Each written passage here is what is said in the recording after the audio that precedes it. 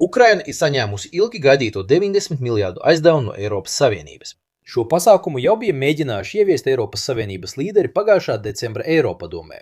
Taču Ungārijas premjerministrs Orbāns un Slovākijas premjerministrs Fico bija bloķējuši aizdevumu. Iemesls bija saistīts ar naftas vadu Družba, kas piegādā naftu abām valstīm. Ukrainas puse to bija apzināti bojājusi, kavējot remontdarbus plašākas stratēģijas ietvaros, lai traucētu Krievijas energoresursu eksportu. Taču tas bija apdraudējis arī Ungārijas un Slovākijas energoapgādi, jo šīs valstis ir ļoti atkarīgas no importa no Krievijas. Šīm divām valstīm nav tūlītēja un lēta alternatīva, lai aizstātu Krievijas importu.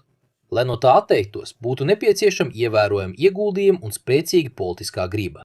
Jaunais Ungārijas premjerministrs Magyars jau ir paudis vēlmi virzīties šajā virzienā. Nē, tieši Orbāna sakā vēlēšanās nebija tā, kas lika atcelt veto un atbloķēt aizdevumu Ukrainai. Naftas vads Družba tika salabots, un Krievija atsāka eksportēt naftu uz Ungāriju un Slovākiju.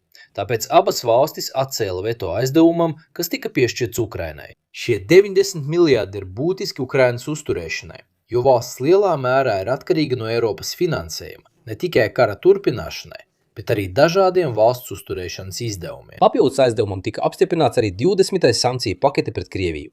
Pēc Orbāna vēlēšanas sakāves Eiropas Savienības prorūsijas fronte varētu vājināties. Viņa spēcīgo personību, politiskās spējas un savas valsts nozīmi iespējams nevarēs aizvietot. Citas valstis, kas tiek uzskatītas par tuvākām Krievijai, ir Fico vadītā Slovākija un jaunā prezidenta Radeva vadītā Bulgārija.